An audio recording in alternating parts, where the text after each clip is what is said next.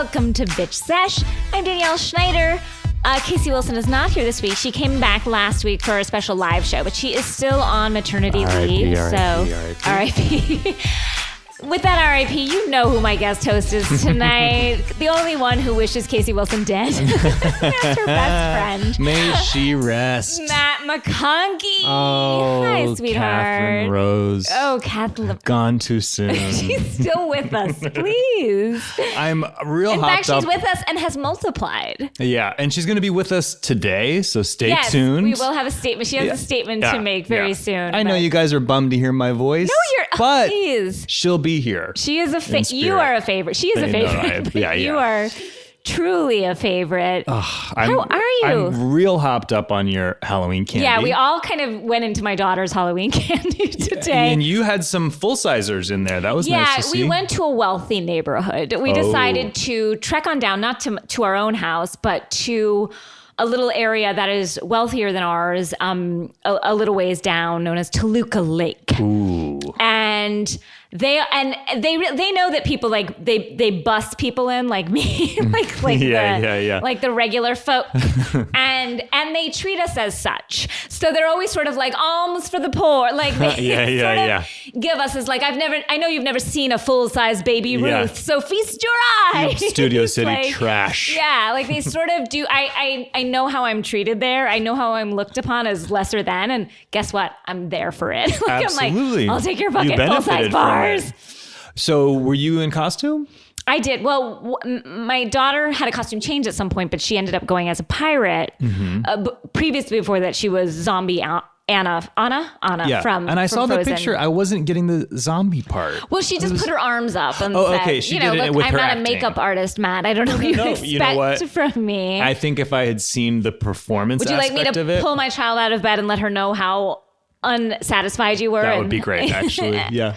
But so Matt and I refuse to buy costumes at this point in our lives. Yeah. We're just like, I can't spend money on that thing. And I can't my life. Unless it's a live show for the housewives, in which case. I'll spend every dime I have on the costume budget's tapped out in this house. Costuming. I mean, I have a whole row of clothes and Matt was literally like, why don't you wear one of these? I was like, no, they're too special.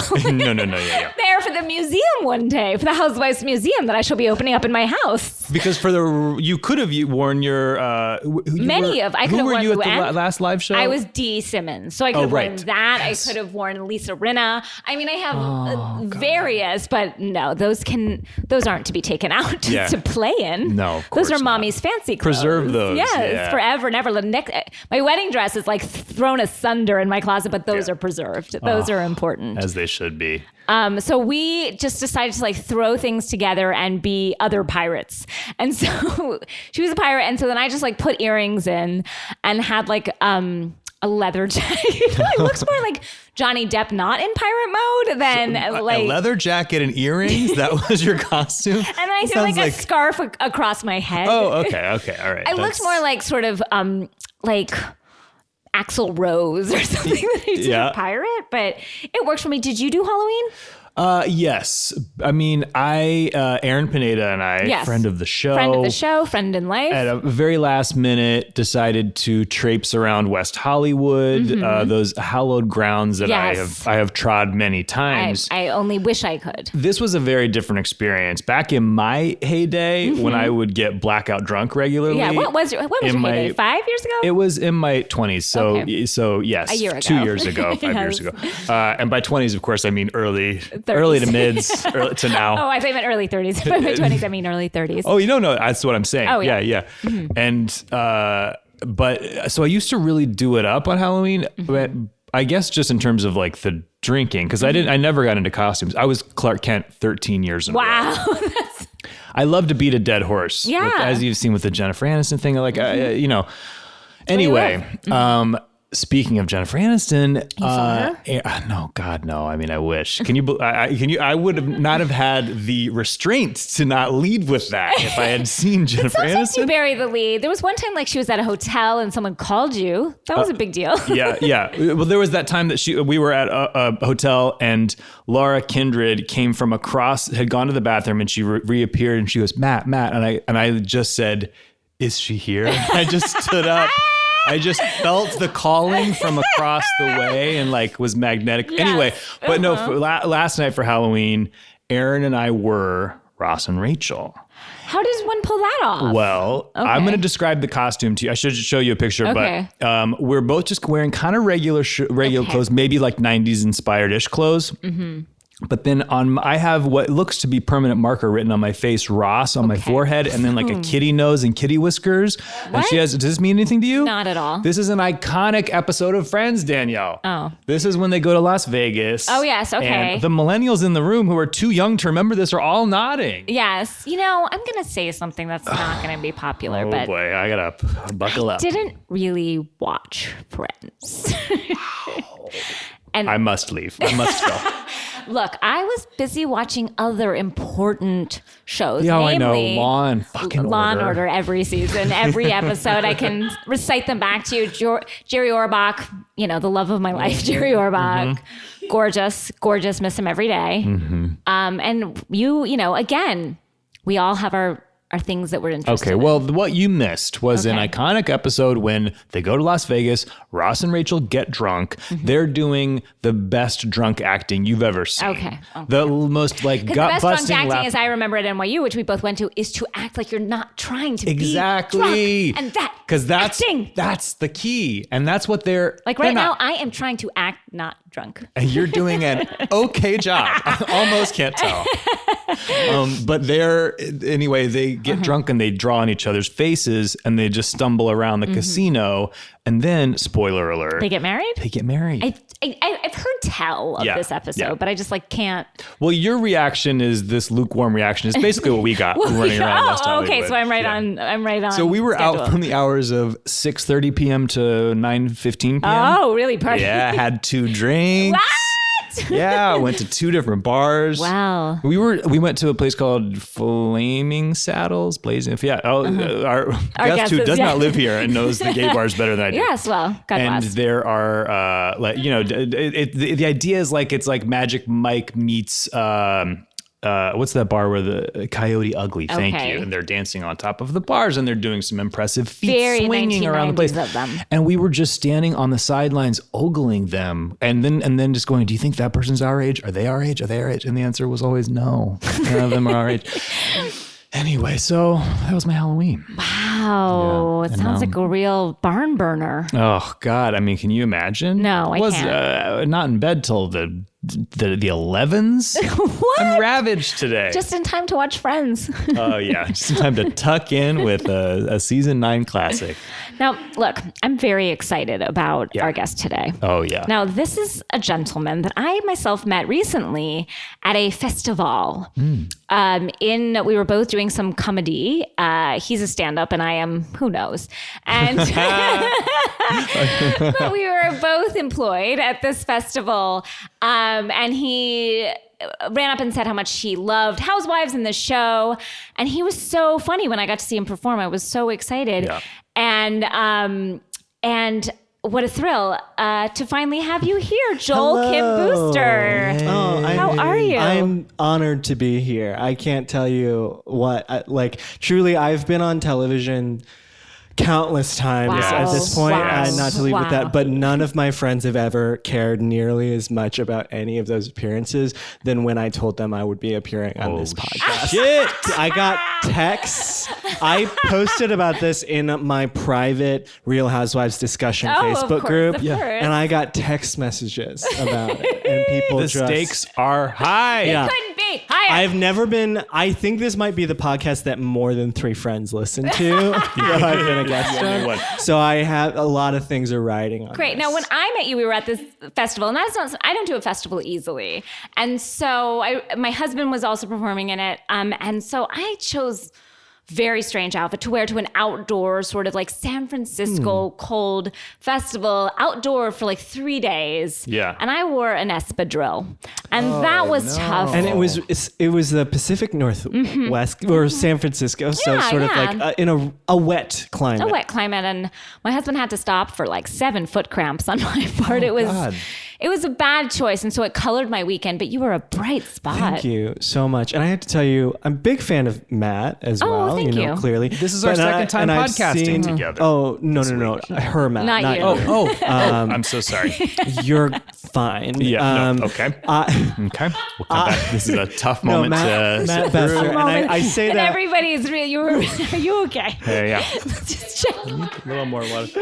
Yeah, I'm still reeling from Friends. Today. I don't know how you avoided Friends, but no, I've seen Matt though at a number of festivals, and I always got a little disappointed that it wasn't you. Oh, thank you. I remember running up to him Thank you. at South by Southwest, asking him how he felt about Pantygate, and he sort of he didn't Is this exactly the thing that know is what going to on say. my TV when I'm trying to fall asleep? Seen him backstage a number of times and said, what do you think Erica and Miss Charlie have sex still? And he never has any good answers. I wish you and me both. We both can dream. But when you pin him down and he is forced to watch an episode, he does have some great insight. That's why I wish you would watch it more, because I do believe his insight is amazing. Yeah. He's so bright. Could you still be married if he didn't have some connection to the franchise? And every once in a while he'll check in it. And Matt says that I'm sort of not forthcoming when he'll be like, no, what's up with that? What's the deal with that? And I'm like, shut up. Like I'm trying to watch my stories. And so he doesn't, I haven't welcomed him in a way I think that he would like. Right. And so that's been tough, but I'm glad that you appreciate him as much as I do. Yeah. I mean, maybe not as much as you do, but certainly, But you're a very big Housewives fan. I am. And I have to tell you that this podcast really got me back into it, because Really? I took a several seasons break from every franchise. Wow, how does one do that? Well, because I started watching in college. I was like a season one New York. Me too. Yeah, high school. Me too. Yeah, me too. I was like just out of college. That was that. I was season one of New York was when I was in college. So Yeah, me too. But I've stopped trying to pretend. That's when I got into it, and for a while after too. But then I just sort of, you lose time. I didn't have like cable anymore after a while, so it was harder to access. And then I was stuck in Phoenix literally a year ago today, doing at this awful comedy club. It was terrible, and I was miserable. And there was a New Jersey marathon on Broadway, and I thought, feels so good. Here, I'll watch this, and I watched hours of it. And you had just been on Throwing Shade, which is a podcast that I really love. I love that podcast. And I was like, I really want to listen to that podcast, but I don't have any of the context anymore. And so I was like, this is the perfect opportunity to dive right back to start to listen to that. And then I literally just ended up, I had to drive several hours that weekend too, and I listened to every episode. Hadn't seen a stitch of OC of that season yet. Hadn't seen any of the other seasons that you talked about. And I thought it was still so funny and so enjoyable to listen to. And I recommend people who don't watch the show to do it. And you're like sort of I have a lot of friends who listen to the first 15 minutes of you and Casey just chatting and then don't listen to the rest of it. Guess what? It still counts. Still counts. You guys are the reverse what the fuck. Like a lot of people skip his opening salvo. Yeah, exactly. And then listen to us talk. Yeah. But you guys are just like Mark Maron. Except the inverse. Perfect inverse. Brooding. Mental disorder. All of Garage. Yes, cats running around. Joel is like a living success story for the podcast. Yeah. Like to bring him home. And now I'm like knee deep in every franchise. How can you not? It's like coming. You can't. It's like coming home again. Well, and here's the thing: like when I want to watch a show that's not on a streaming service, I will often just torrent it or find it illegally online. But what's that word you speak of? it's like a hacker. It's a hacker sort of situation. I like hack. It's like hacking. Sure. But here's the thing. Yeah, I know. Nerds don't the nerds that are uploading like Sherlock or other Doctor Who's, those, they're not interested in pirating the Housewives for us. Shockingly. Wow, so these shows, if I were to die tomorrow and you looked at my iTunes account, the only purchases I have on my iTunes account are seasons of The Real Housewives. Money well spent. As do I. Can I say that, like, I will have them on my DVR and on my iTunes account spending, again, won't spend a stitch of money on my costumes. Nope. But I will buy housewives that I've watched before and again. Just to, like, it's I insane. refuse to support artists that I love and admire and respect, but I will throw $20. Yeah. Well, these are the artists you respect. Like, I won't Exactly, buy the album of Chess, which is a musical, on iTunes, but I'll just watch it on YouTube. Like, that's how I'm But I will buy any housewives. Like, sometimes I bought the same one twice. They need our support. They do. They and I'm do, happy to because throw God knows these businesses are. No, God knows that whatever, what's her name is doing, Madeline? What's the new Margaret? blonde? Margaret's doing. Whatever that her business shoe is. line. It's a shoe, it's hair. I don't even know what it is. Okay, guys, 2 things we haven't talked about. One is the Badors. Now, Casey and I released a statement in light of what happened. Mostly a song. Yeah. Mostly 2 songs. Mostly 2 songs. Yes. Look, guys, we don't have a lot of time. So what we lose in words, we make up with in pirated songs. Yeah. That we do not have the right to. No, we have no rights to them. So thank you, Leonard Cohen. God bless. I think he would. I think he'd be okay with it. He would feel it was If you important, explained the right? situation to him, I think he would get it. And be like, he would give it to us. That's this why is the I wrote situation. that song. Yeah, exactly. Yeah, I died this year so that my song could live for this. But the Badors. Oh. Now, I was shocked. Really? I was shocked. And here's why. I thought she would hold on forever. And like June said, I thought, he would kill her. And just one day the chips would run out and I'm not thinking about nothing else. I'm doing the math in my head of like, what day did June say that versus like the day week, that they like a week. Maybe she heard us and was like, he is going to murder me and I have to get out. Is it now? I don't know what statement she released or how they they just said. She was just like, I can't be in a marriage where my husband doesn't love me anymore. She basically she was said very like bald about that. Yeah, I think that is a level of self-awareness about her situation that I wish she'd bring to the show. Yeah. Quite honestly. Yeah. Oh well, no, she is hyper aware, and that is the issue. She thinks she is. When every time she walks in, and she's just like, I'm fat. Yep. Like it is like it's all about her. Right. It's all. I mean, about we can talk about this a little when we get into the actual episode, but I had to quit the OC this season because it got so dark. And at the start of it, I said, and I watched the last season too. Mm-hmm. I caught up on last season.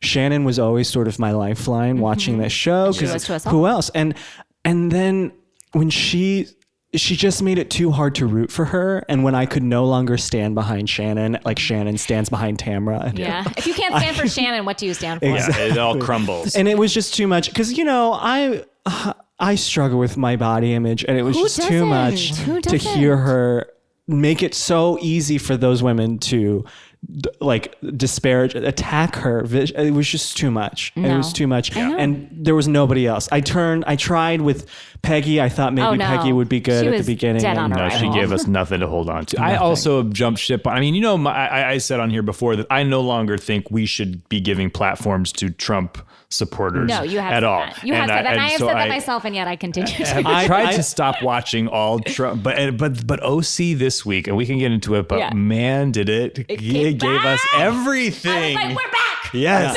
We're back, baby. Weird bad lighting. Weird security camera footage. Baby. As Deanna said of the Luann falling in the bushes, she said, "This is why we do what we do." and this is why we show up every day. This is why we put in the work. Because even through the darkness, a light shines. Yeah. A light shines. And you know what? I think I'm going to continue on from here. Exactly.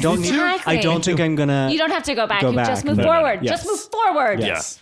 Now, guys, before we go into this week, I would like, and everything else, Casey wanted to make a statement, and it's a longer one. From the grave. Wow. Buckle in. From the grave. R.I.P. Hi, guys. It's Casey. I wish I could be there today. I'm still home with my little baby and in the void. But I just wanted to send a little voice memo and sort of weigh in on this whole Kathy Griffin, Andy Cohen thing. I didn't want to weigh in on it, but it is kind of what we do on the podcast, and I did have some thoughts. I mean, look, I am a huge huge feminist, and I'm also a huge Kathy Griffin fan. I remember Life on the D-List came out right around when OC first started, and I kind of watched them in blissful tandem. I mean, I've driven to San Diego to see Kathy Griffin with Mr. Matt McConkey in June, naturally, and I've loved her over the years as a comic. However, and this may be controversial, and it is at this time, I want to remind listeners, old and new, of our no tagging rule, meaning do not tag any of these people, please, because I'm scared of them. I must be able to say what I want to without fear. So this is between us. But I found it all very bizarre and like very much ado about nothing. I feel like in these troubled times when truly terrifying and bad things are happening in the world, you're upset someone offered you Coke? That's not inappropriate. That's friendly. And I'm upset, honestly, Andy never offered me Coke the 2 times I was on his show. And I mean, he claims he didn't even do that, but I don't know. I feel like that's really sweet. And I've never done Coke because I'm scared my heart would explode. I would be the one person where it would explode immediately. But still, always nice to be asked.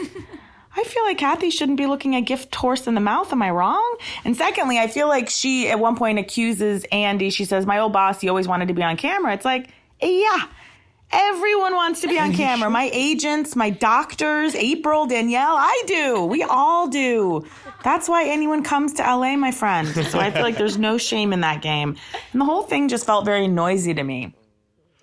The kind of misogynistic claims I don't really want to get into, although I have to say Andy has always been so unbelievably lovely to Danielle and I, but I'm absolutely positive Kathy Griffin has gone through a hell of a lot to get where she is, and that career doesn't come easy. But I guess reading off a litany of names is just not my style. I mean, look at me. I'm begging you not to tag any of these people. But what do I know? I guess I found the whole thing a bit alarming, most alarming, of course, being her makeup. So much is happening in other related news, everyone, that I just quickly need to share. That was a very swift segue, but I'm moving on, moving topics. Everyone, my baby nurse, I found out recently, my baby nurse was let go by Jeff Lewis and Gage, dream of dreams. I'm really living. It feels really, really good to know that the baby nurse that's helping me with my child was fired by Jeff Lewis and Gage. Honestly, it's an honor and it's a privilege. So much happening. Cookie Boo Boo passing. My friend Meg Allen, who's been on the podcast, called me in tears over Cookie Boo Boo. And Bethany's dog. I get it. I felt teary when I looked at Bethany's Instagram.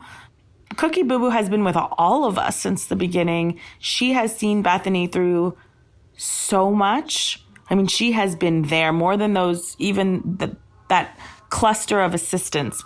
She has been there. So R.I.P. Cookie Boo. Also, Camille Grammer, her engagement announcement in People is so cuckoo. Look it up. She's like, we've got a secret. I'm like, who's we? I didn't even know you were dating anyone. Do something interesting on the show, or please stop just attending events and saying hi to everyone. Guys, I hope I'm not in just a messy mood. I am in a messy mood as always, but... And then I just had a couple quick thoughts. I know this is getting a bit long. A couple quick thoughts about Orange County, which is finally, Danielle and I sang a song last week, which was that we still believe in Orange County, and it delivered. Vicky being triumphantly wheeled out of that weird Icelandic kind of wooden hotel with a bathrobe over her head. Why was it over her head? Danielle and Matt, can you get to the bottom of this? Why was it over her head? Was she worried people would see her even though she was on camera and in the middle of nowhere? I truly can't fathom why that bed sheet. She looked like one of the ghosts in Beetlejuice when like Michael Keaton and Gina Davis are just wearing bed sheets, and it's so strange. I loved it so much. It was one of the best images I've seen in such a long time. I just feel like these women are so terrible at caretaking. When Tamara came in, she's like, are you okay? Yeah, you shouldn't mess with heart stuff. Just so dead-eyed and flat. Tamara's such a bitch.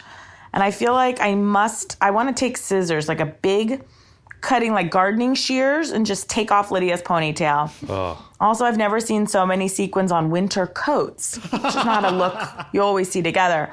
Finally, Peggy is sweet during this panic attack. I feel like she doesn't understand a lot, but she does understand the language of caretaking. But the one-upping between Peggy and Kelly is so amazing. Peggy says, and I quote to Vicky, Peggy says, "You're fine, you're fine." And Kelly says, "We don't know if you're fine. You could totally have a heart attack," as Vicky is being put in an ambulance. Unbelievably good. Why did no one go with her in the ambulance? That's a shock, an absolute shock. I would go with a stranger, truly a stranger off the street. I would go with Lydia, with Tamara, with any of these women off the street. I would get in the ambulance with them if I saw this happening. Megan once again proves to be the worst person in the world, sitting down to dinner and saying, "How's the fish?" And I'm not going. And Kelly's saying, "I have not eaten all day." She's a monster. And I just feel like everyone was so complimentary of this codfish. How good was this codfish? Your friend is in the hospital. Even if it's not your friend, this same thing happened last year and you were roundly criticized for not behaving appropriately when a friend goes to the hospital. And they're like, "We just can't go again this year." I mean, Kelly says, "I want to see an Icelandic hospital," as though it's going to be a tourist attraction. It's too good, guys. It's really, really too good. I'm sorry this is so long. In my downtime, I am going to be watching 90 Day Fiance. People are saying it's awesome. Join me.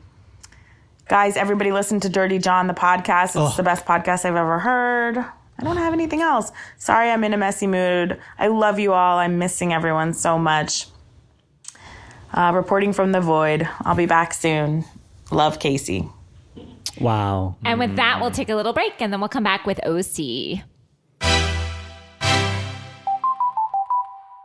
And we're back. Guys, what Casey said was correct on all levels. I agreed on all of her points except for many of her points on OC. Yeah, I have to say, I find her Peggy apologism to be deeply troubling. I just cannot get Even behind. last night? Even last night. Even last night. I was watching this episode on my phone about a block away from Danielle Schneider's house. I got here a little early just so I could do this for the podcast. And I was screaming at Peggy because when that doctor is in there and Peggy's like, "Could you just help her? Yeah. Could you just help her?" As he's trying to help her. I have never seen... I couldn't believe... I was so incensed. I too feel like she doesn't understand English. She certainly doesn't understand Icelandic, whatever they speak. So of what help is she going to be? And the fact that she's so worried, and again, relating it back to what happened to her, everything is about her. Yeah. I found her in the way, and I found her actually in middle of the care. Yeah. Now, I think she's settled in nicely from the beginning, but I've always gotten a sense from Peggy that she thinks she understands the assignment and is confidently going forth with what she thinks the assignment of being a housewife is, but is missing the mark. She is wrong-headed, and I do in believe so many that. ways, because her hair is a disaster. A complete disaster. What I did like in that one scene is that I think what she was trying to say to that doctor is like, enough with the questions. Just fucking give her some fluids. But what she that was doctor was trying to say was, I need to know what to do. Course, and if you would get out of my fucking way, you crazy bitch. Because all those I couldn't believe it took them that long to tell all those women to get the fuck out of that room, because they all were just coming in and out, sort of explaining what a heart attack is. There must have been some confusion leading up to it. I feel like they must have called the ambulance and been like, and by the way, there will be a camera crew there. Just roll with it. Just go. It's fine. We'll deal with waivers afterward. The bigger thing. Who of those women actually thought, given Vicky's record, that there was anything wrong? No. She was hungover. And that's Exactly. the entire, you could tell too, as they were lifting her into that ambulance.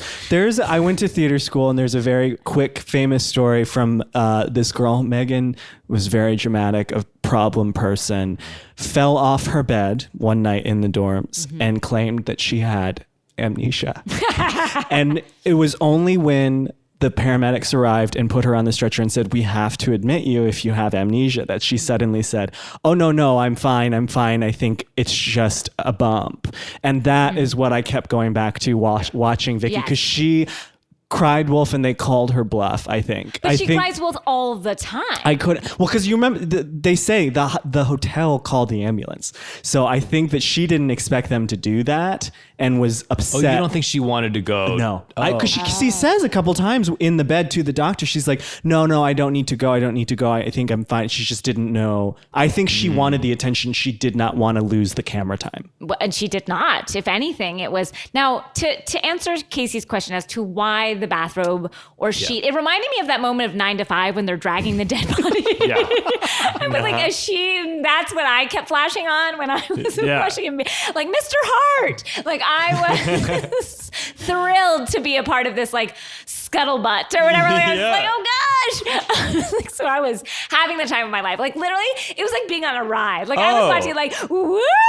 I know. I was screaming alone at home. Like, this show is back. I was so happy. But yeah, I think that she didn't want like people to see. Like, I think she thought there were going to be paparazzi. Like, that's my own. Like, yes, in the middle of the Icelandic wasteland. I don't know why she thought that. Perhaps she was still hungover. Those aerial shots made it seem like they were truly in like. They were nowhere. They were at the Overlook Hotel from The Shining. Like, that place, I never want to go there. I don't want this. I need this episode to end there. But it also has a Berkshire-esque feeling with like very claustrophobic, very cold. No one can leave until we figure out who the murderer is. Like, it just feels like they're not doing a lot for like Icelandic tourism. Oh no, I can never want to go. Did not want to go. Oh, never, ever.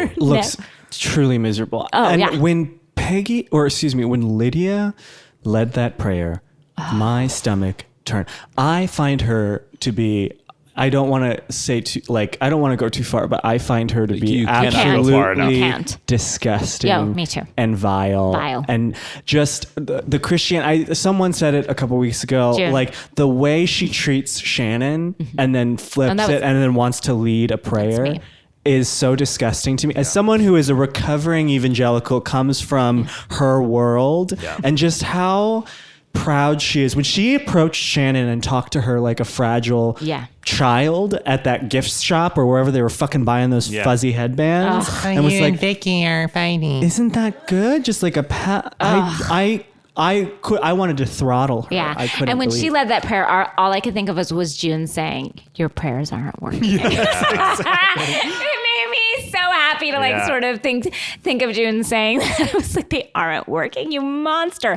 And then after they all go down to eat, and I don't blame them. I get why they didn't want to go. Why they were more interested in the cod than they were in fucking Vicky. Yeah. They were like, she's hungover. They were like, what are we going to do? Lydia was there. She was not alone. Lydia was there. She's fine. Shifts. They were going to do it in shifts. Yeah. Shifts. We're going to take shifts. But that moment crystallized how this episode was like everybody was fully fulfilling their role. Everybody was at their best. Vicky's going to the hospital unnecessarily. You know, Lydia is being a fucking annoying nightmare. Megan and Kelly are just two fucking nightmares who are like, let's eat. Kelly was also so just kind of like, I can't go to the hospital. I'm enjoying myself. She literally said that. I was like... Even when Megan goes, Kelly, you have to eat.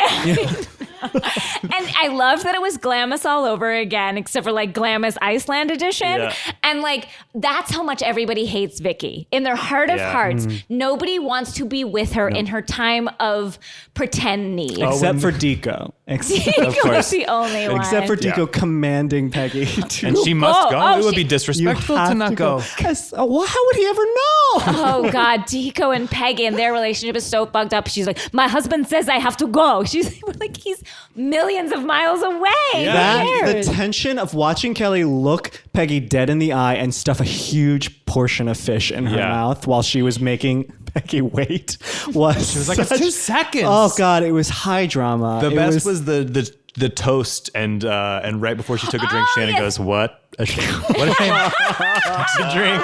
Oh God, it was beautiful. And then to see Vicky again just rolled out like in the cold, like her hair hadn't been washed in days. And we got to see that like her facelift, like in that bright sort of like never setting sun of Iceland, just to see like her face has never settled, never really settled. And maybe that's why the robe was over her face A because lot there of was harsh shots. Yeah. Of those- not made up. And then they're Sort of chasing sweaty. drunken nights with Hair of the Dog, and then another drunken night. I mean, they fucking went in this week. And then Vicky is diagnosed with elevated blood pressure.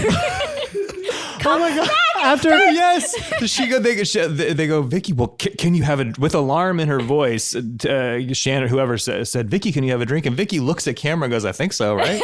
Like as if she was asking the producers, like, is this fine? this is on you if I die. Yeah. So But you're not going to die because you just are Vicky. Like you Yeah. got diagnosed with being Vicky. Like that's all you are. a case of the Vicky. Okay, so the Vickies. The doctors say you're Vicky. Yep. And even Lydia, who I despise on every level, every cell of my body screams out when I see her on screen. Even she was like, this is too much. Like, this is, you're being too Yeah, and much. You're that's being when you dramatic. know. Even the doctors don't believe this is Now an let me issue. ask you guys this: the cameras on that claustrophobic, like all night bitch session. I loved it. Was that Shannon's phone room. cameras? I Or don't- was that, like I couldn't get my It head felt around like just like they just bad lighting. left a camera in the room. One camera and just said to just ladies, said it. turn it on, Yeah. turn it That off. was you do really you. like the D crew came Yeah. in. Yeah. That was They like were the bus in Ireland. Not quite as that gorilla, but Yeah. that was the vibes that they were really letting loose. Like there was nobody was like scheduled No to one was shoot, but they were like, manning. these ladies are getting At really 4 a.m. fucked No, up in the Shannon's crew was room. in bed. They were just had like leaving the their- concierge guy up front, like turn it yeah. on. They were just And like, thank God they did because that added that Kubrick-esque shooting style added Yes. to the amazing quality of that sequence. oh God, it was that. Like I couldn't have seen it any other They way. turned into it was like watching Paranormal Activity. Yes. And they all turned into their. I mean, Tamra groveling at Vicky's feet Crying. and I didn't sobbing. know lap. what she I was don't even know. crying Was about. she though? I didn't think I saw a single tear fall from that eye. No, but I don't know that wow. she can cry anymore. Yeah. Like I don't know that that's physically possible. Yeah, like, she's yeah. just No, been no, like no, She's dried out. she's dried. Oh, Dried. that's the other reason Tamra bums me out. Yeah. The stuff with her daughter too going on off camera. Like when that social media post came out, I was like, this is What's the too social much. media post? When her daughter came out, it was like, this is what's going on with my mom. It's not what she's presenting on the show at all. Like I've asked her to just not be on the show, and she's chosen the show. And like that running in the background of my mind was like just too much. hard. But even darker than that, as far as to me, like daughter-mom relationships, is Vicky saying, "My daughter's marriage is everything I ever wanted," which is so telling and dark. Yeah. First of all, her daughter's marriage. That Ryan is a killer. It's terrifying, and the fact that she covets her daughter's marriage is creepy, Bone chilling. and Yeah. chilling. And waited at least 12 hours before calling poor Steve about her condition. She does not love Steve. Does No, not love he Steve. was She very tolerates far down in the Steve. list Yeah. of priorities. She called Ryan before Tamara's son. Like she was just like, yeah, Steve Lodge is, she tolerates him. There's no sex there. She still talks of Brooks in a way. She talked of Brooks. There was more sexual chemistry in the very quick montage of Tamara confronting Brooks Yes, than there was than at there any ever time was. that Steve Yeah, Lodge yeah. has been on screen.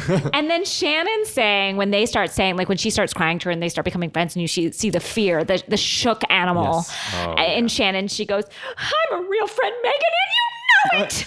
That is, again, we were So- talking about this during Jersey, but that, again, my favorite Real Housewives trope of having a full-on conversation about people that are 3 feet away from you. Yes. So it's not going on. And this is, you've yelled at me about this in San Francisco. I know Casey Love that I would yelled yell at me about this. Perfect stranger about Just screamed at me, pushed me down a hill. I am a vague Megan Edmonds defender. I am. I think we would be friends in real life. I don't think she's good TV. I think she needs to be gone. But I do think she serves a very specific purpose. You guys can see Matt McConkey's face right now. Well, my issue with Megan and I'm gonna say, Megan and Lydia touches on my larger issue with Dallas, which we'll circle back to, which is they're too young for this franchise. Okay. You do need to be Menopausal. well into your late 40s to early 50s. Yeah, I think to they're give us the gravitas that we need. Yeah, to give us a life lived. But Yeah. Megan telling Shannon, I mean, she was my voice in that moment of,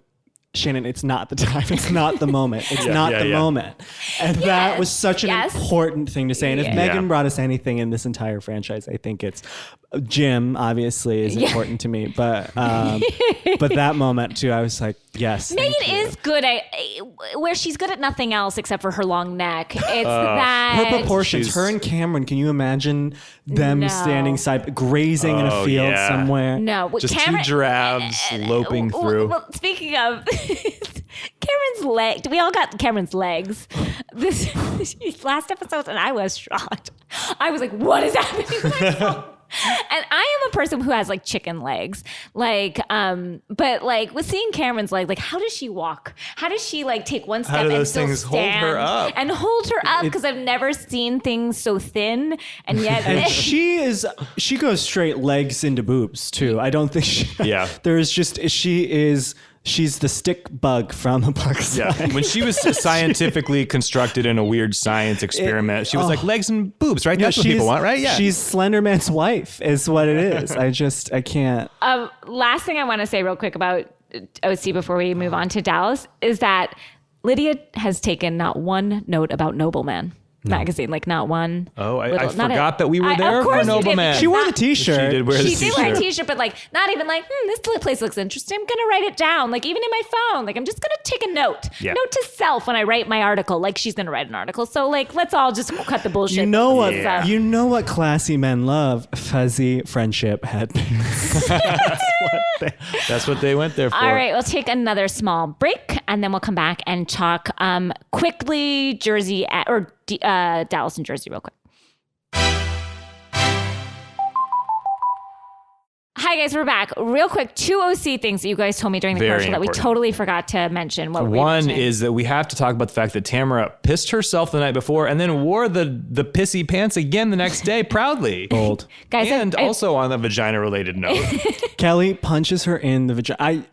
That is Kelly Dodd's shenanigans. It's shocking to me. Do you like or you don't? No, I actually, for a while last season, she was my least favorite of any franchise. And then Lydia came back and then Lydia came back. And then, well, we're going to talk about Dallas, but talk about someone who I find completely irredeemable and a true villain, not just on the show, but I think in real life is probably like this too. But I think Carrie is I think she's so villainous. And I mean, oh God, my thing with Carrie this entire season is that she cannot just admit that she does not think Leanne is cool or like Leanne. She has an obsession with making sure that people think that she is being victimized by Leanne in a way that I just don't buy. I don't buy that Carrie is afraid of Leanne. I think that she does. But she needs to, because she is a manipulative person. She needs to position them as though Leanne is attacking the crying, she doesn't like her, but tears, she has no reason not to like her. No, and if she would just own that and be like, I don't think you're cool, I don't think you're fun, I don't like you, I would respect that so much more. Heather used to do that. R.I.P. Heather from OC, but I didn't love her the last few seasons because of her snobbery, but she really sort of made no bones about it. She didn't pretend to be anything She didn't need to find an angle to dislike somebody. She would just kind of not like them because she just felt like they were unclassy. And so she would say that, whereas Carrie feels like she's going to murder me. And it's like, no, you just don't like her because you think she's less than you. And I think Kameron is, this is my thing about Dallas that I love. And this is why I think it is the strongest franchise on right now. Yeah, of these three that are currently. Atlanta's coming back. Let's not be insane. Coming back. Yep. But they are all simultaneously so wrong and so right at the same time. Was Stephanie and Brandy being obnoxious in Mexico? Yes. Is Kameron an elitist, obnoxious person? Yes. Yeah. It's just you see everyone's sides. Should Leanne say that Carrie's husband is getting his dick sucked at the roundup? No. But God, where would we be without that quote? But please, if ever, again, it will be every monologue and any acting audition I ever go to again. I think it's a top 10 moment. Oh, for sure. I think and it's hard to crack a housewife. Sorry, not to my own show. No. A housewife's top 10. It's hard to crack into those echelons. Yeah, it is a prostitution whore. It's it is. It used to be my sister's soul sister. Like those are the moments we don't forget. That was my favorite You're gonna Kameron check me, moment. boo. Like Yes. Yeah. That, I mean, she could make t-shirts. If she put t-shirts that just said they're not knives, they're just hands, I would buy it. In a second. In a second. T-shirt idea, ape. Take it down.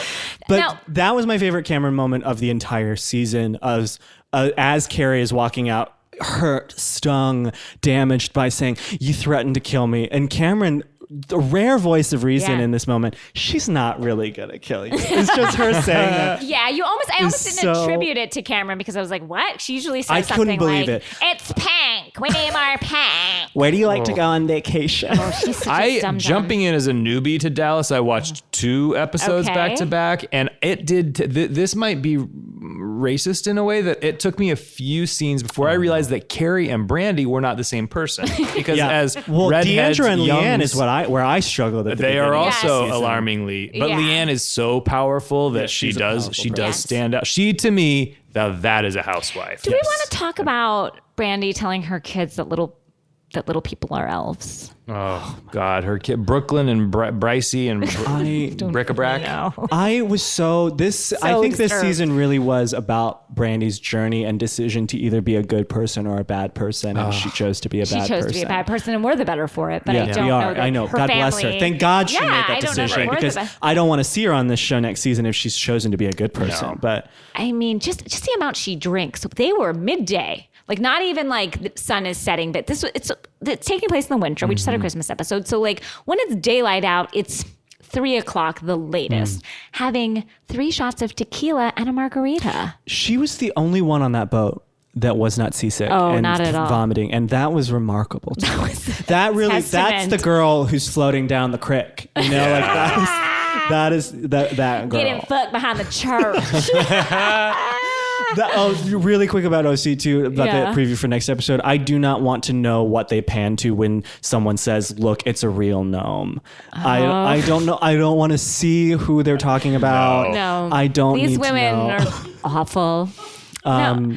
And also, what was funny to me was, or not funny, but like I was disappointed, was the fact that Leanne's mother was not like a crazy not carny at all what I like imagined. she Not looked a like a big librarian. character. I was just expecting the way that she's been built up, and the way that like she ran the carnival circuit and like The just mythology. lift me Yeah. and she's been built up as this, like I just pictured her being like Dolly Parton now, you know what I mean? Or I thought like a something. Melissa Leo character, Yes, like a road hard road beast. hard, yes. And she came in looking like my first grade teacher, and I She was was like, the sweetest, nicest, sweet, and most very mom.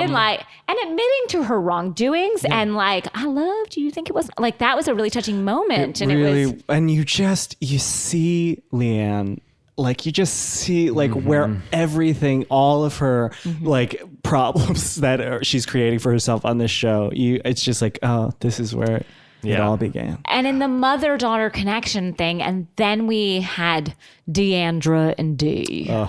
That sort of like handing Mothers over. and daughters. The The producer theme. begged Dee to do that. Yeah, and that key doesn't go to No, anything, right? no. Like that key does not go to a Absolutely door. not. But I'm always shocked when someone's like, your mother's tired. Like to refer to herself in the third person. That was strange. Tennessee Williams. Yes. That was Tennessee Williams. Mother is 74 years old and I'm tired. I'm tired, Deandra. Yeah, mendacity. And what was the ingredient called? L18 or what? was like L22. L22. Yeah, Because her favorite number is 22, and that was fate. She goes, the name of the product, the main ingredient you're missing. Yeah, it Like, was. oh no. Yeah, that was. And then we had the brunch where they're confronting each other. Deandra is such an important presence on this show because Yeah. she does slot into the Carol, the Cynthia Bailey, the sort of like above, not directly involved in any of the drama. I do wish she was a slightly better. She's such a diplomatic friend to Leanne, where she will just be like, I don't know what's going on, but I'm sorry for whatever. You know? Yeah. She seems to be apologizing just in general a Yes. lot.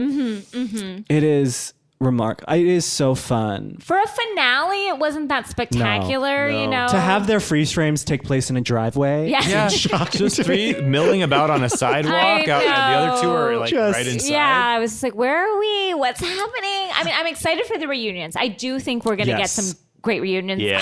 I bet they'll give us 2, maybe 3.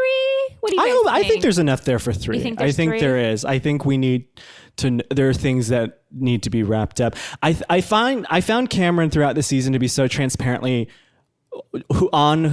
just like aware of allegiances. Like it didn't matter what they were talking about. Like the moment when with Carrie's sandy vagina in Mexico was very telling. It was like, she doesn't actually care if people are talking but she about. felt like this is my game and I'm playing it. And she's like, whatever Carrie, like, and I think at the brunch she got confused. Really? Because she's been so ride or die for Carrie the entire time, and then somehow ended up consoling Leanne, which felt off game to me. Yeah, she just forgot what character she was playing. She forgot what her objective was. I enjoyed watching her this season as opposed to some of the losers from last season. Like, she was a bright spot for me. No, I think get rid of Stephanie, get rid of Carrie. They add nothing to me me. Nothing. But I don't like Kameron, but she's so watchable. Yeah. She's so watchable. My thing with Carrie, I'm sorry to pile on, but my thing with Carrie too is that she seems so clearly to consider herself the Bethany of this franchise, and she's not. Oh, no, not even. No, not even. She thinks she is. She thinks she is the Bethany Frankel of this franchise. Wow. And Well, she thinks wrong. I mean, I can't. How dare she? And then on the flip side, I think she has maybe the worst husband / father of many when of there's the franchises. PK in the world. That's hard. Tough. That's hard. But I actually do think PK has never shown the derision towards any of his children in the way that Mark. No. His hatred towards his that child. Little girl is going to grow up and see these episodes. He hates somewhere. his child. He hates his her. child. Now, what do you make of the fact that at the core of so many conflicts in different cities, it's a woman saying that the woman's husband is gay? It's shocking to me that so this odd? is still an angle that people are taking.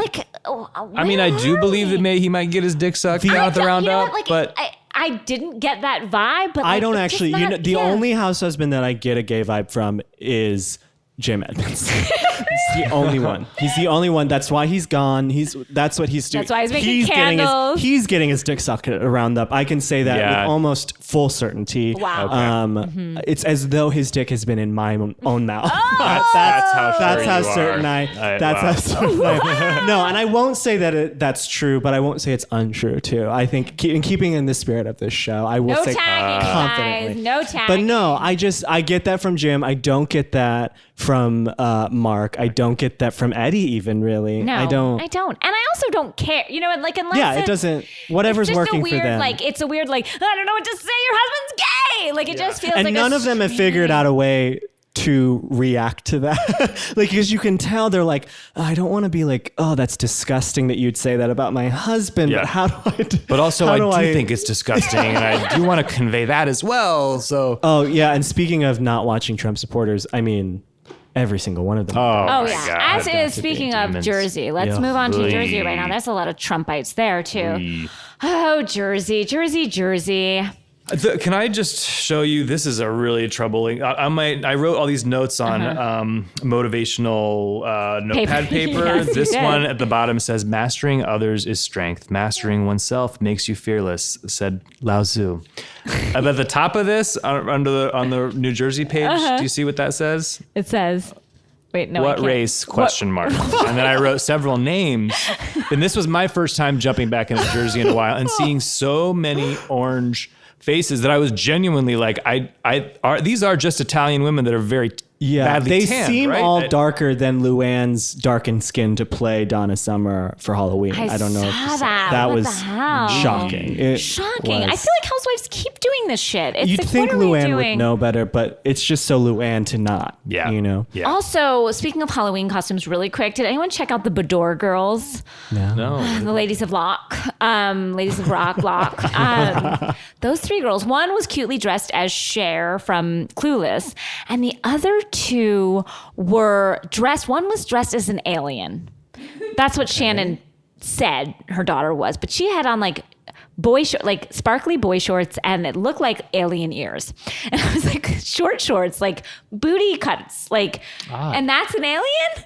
And then the other one was like, and a kitty cat, and it was just like, again, like tiny top and like cat ears, and it was like, that's not a cat. No. What are we doing here? And I was like, ladies of Lock, get it together. I mean, be a cat or be sexy. You're describing Halloween in West Hollywood, quite honestly. No, I know that's like. I get it. It's like this thing that's happening, but let's not pretend you're an alien. Just be sexy for Halloween. Yeah.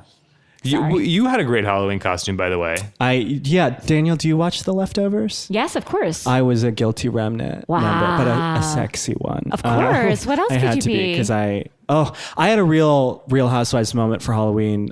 We're so uninterested to talk about Jersey that this is. No. Like, please, No, we can, something, sorry, yeah. we can talk about Jersey. Sorry. Lots of tears, lots of tears. crying in an alley by a Jack in the Box. The most interesting, the most interesting thing about Jersey this week to me was the Thor commercial starring my God. Dolores and Siggy. Did you guys see it? Did our audience see the Housewives Thor commercial? And if you haven't, please Google it or YouTube it or whatever you must do. If you've ever wanted to see a housewife a part of the Marvel Cinematic Universe spliced into the Marvel footage, Cinematic Universe. it was so strange. And then they cut to Jeff Goldblum. It was so strange. But it's also already kind of a funny trailer. It's already like a wink nudgy kind of franchise, and then they're so trying much to going on and comment on Who is it for? I just didn't understand who they were trying to reach with Siggy and Dolores. It is a real stretch to try to connect this audience to that audience and marry the two. I thought they were doing great commercial, work, though. I really did think the performances. You thought their were performance were better than the rest of the room. I mean, you know whose performance I actually do think is okay is Carol and what's her name in the coupon commercial. Oh, Tinsley in the Tinsley. coupon. R.I.P. R.I.P. That relationship. No Tinsley. longer the coupon queen. Yeah, That's R.I.P. right. R.I.P. But Jersey this week, I mean, I don't know. I mean, we said it most. Her scene with her, Teresa's scene with Gia, to me, was a big scene this week, just because, as you said, Matt, and say what you said. I don't know what I said. I hate Teresa and I hate her family and I hate her kids. I mean, is that that's how I feel? Besides that, you said it's weird when a child has to ask to be mothered. Yeah. Oh yeah, to ask to be parented. Her children are so wise, and it's remarkable because I think Teresa may be the dumbest housewife. Oh, for sure, for sure. Hands down. Only has a slightly better grasp on the English language human. than Peggy does. Yeah. Quite honestly. Yeah, she's dumb as rocks and doesn't want to parent her children in any way that shows hey. No. I'm Her gonna set parents are boundaries. telling her that. Her husband's telling her that. But when Melissa tells her that, she's like, "Don't you fucking dare!" Her own tell me children that." are telling her that. Her own children are saying, "Please just parent." And me." they're just she's like, I don't know. I don't think you want that. No. It's go. Joe's away. Joe's away. I just want you to have fun. Oh. I can't. I don't ever need to hear the word Gorga again. Gorga. And as a McConkey, I can say that is an ugly word. Judice and Gorga. Judici, and then they changed it one point. And did you guys notice how in the Gorga restaurant there was not one picture of Joe Giudice? Yeah. That was very telling to me. He was not spoken of. There was no picture of her. There was just her and her brother, who she really wants to be with on some level, and no pictures. That soft opening or that tasting or whatever it was odd because there was a staff meeting with, it seemed like 10 waiters and then there were 10 guests. Yeah. So he gave a speech as though everyone in that room didn't already know the story of this restaurant. Yeah. It was so I didn't know who the speech was to. It was conversational, but it was kind of a speech, but there weren't enough people to gather around to hear a speech. Well, you really nailed it with one of the many things that I don't like about Jersey that I'd never been able to articulate, which is too much husbands. Too many husbands. Yeah. Well, the amount of go-tos that these women have to do, and by go-tos, I mean, I want to talk about what happened earlier to my husband who doesn't care, is astounding in New Jersey. It's always a bored, steroided up guy having to listen to his wife or ex-wife complain roommate about something that happened the night before. I am nauseatingly kind of attracted to the Jersey husbands in a way. I am. I was just about to say, I think that Joe Gorga is so sexy. I think he's the hottest one. I hate, my skin is crawling for it, but looked also up those dick pics online. I believe his dick is small. Am I wrong? No. What are they? How do you know they're real? Maybe they might be done up, but I think they're real. And I wouldn't care. I wouldn't care. You'd be fine with I would whatever suck he's it right working out of with. his body. I think that's gross. Maybe that's too far. Jim was fine, but Joe Gorga, that seems like a step too far. I led you down this. I'm sorry. No, I think so. And the sons are very attractive in a way Frank's Jr. And also, everybody's so horny for their own family members. Yeah. Fucking Yeah. The There's still Stacey sex Teresa's happening attracted on to Jersey. her Jersey's brother. the only show where like husbands and wives are still having sex. Yeah. Yeah, But there's also Yes. incest lust happening. Yeah, like, Teresa there's wants to fuck her brother. Dolores wants to fuck her son. Siggy wants to fuck her son. Yeah. Like, it's so very clear. Oh, Siggy. Oh, Now I have Siggy. some minor boots on the ground. Ooh, I would love- So I have a friend who was on a talk show with Siggy recently, which now is sort of removes the mystery because how many talk shows you could probably figure it out pretty quickly.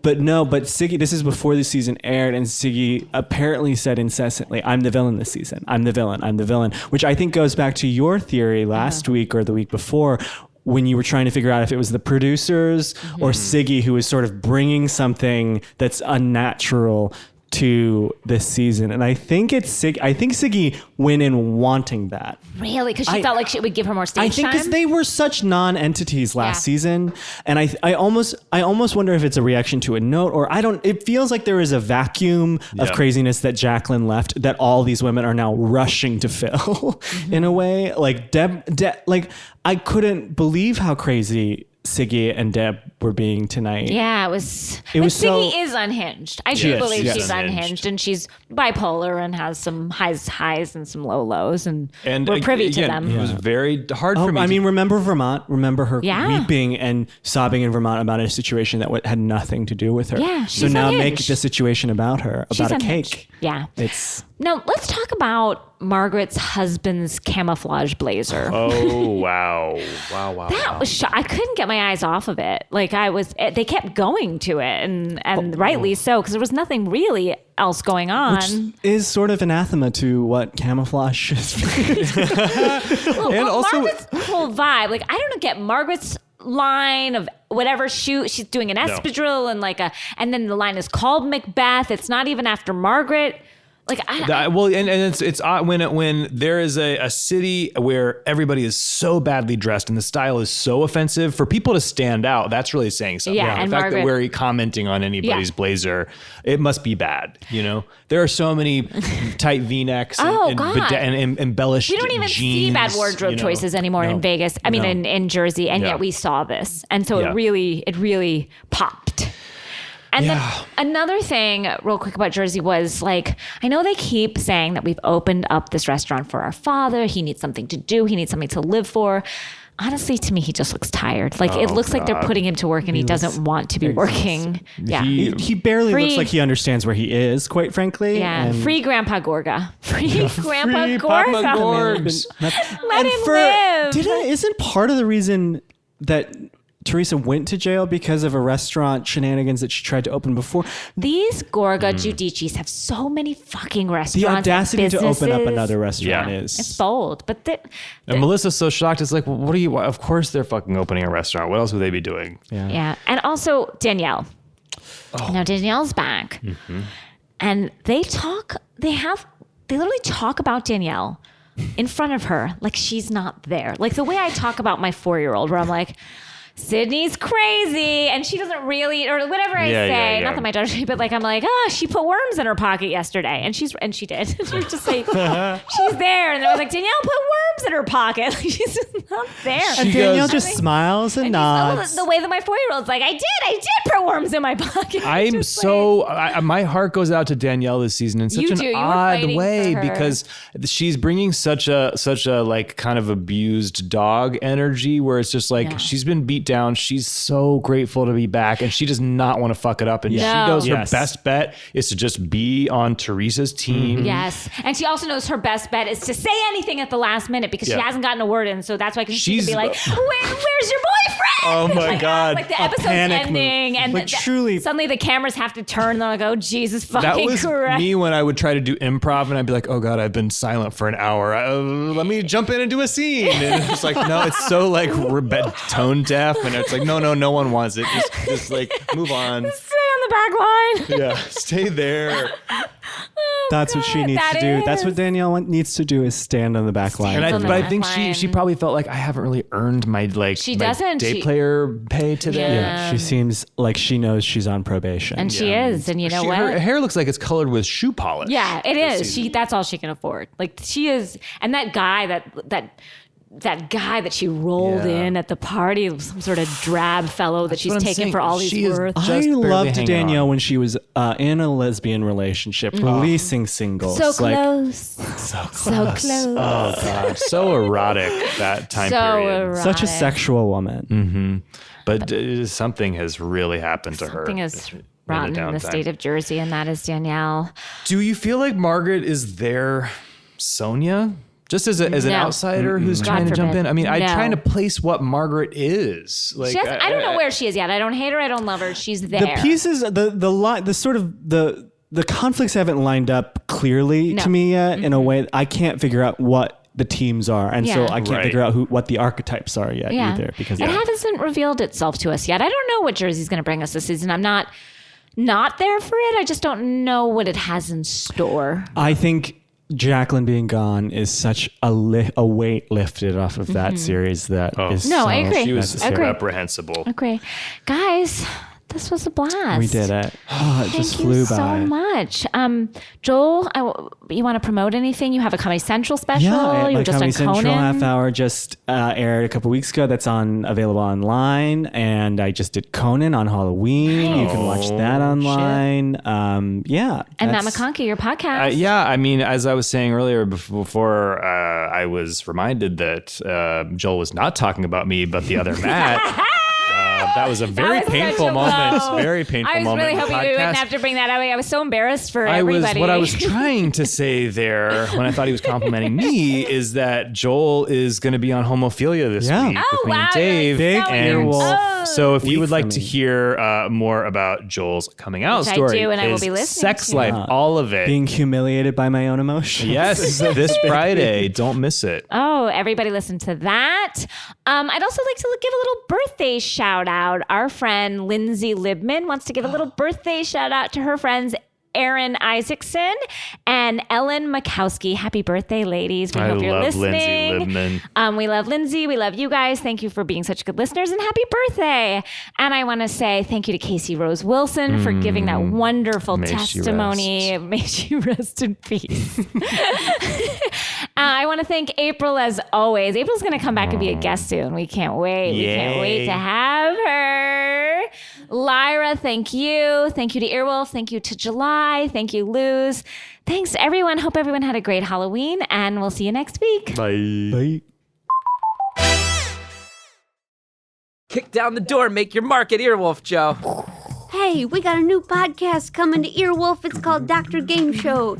It's a podcast where we play games submitted by listeners regardless of quality or content. We play them with in-studio comedian guests and people that call from all over America. Mom, I'm on Dr. Game Shows. Don't talk to me. Oh, yeah. Mom will know what that sentence means. Bing bong. Oh my God, you are a lazy egg yolk. Okay, weird. I found a human finger in the woods. Oh my God. There's a little anxiety in the room right now. I could feel it. What's going on? It's Meow O'Clock. It's your boy, Professor Meow Mix in the hat. That's going to be a hit single. I'm hosting it. My name is Joe Firestone, and this is Manolo Moreno. That makes sense. When they go Manolo, we go Mano High. Check it out for family fun. Coming to Earwolf October 25th. Great. That really went off the rails, but in a way that I think can work. Like and subscribe.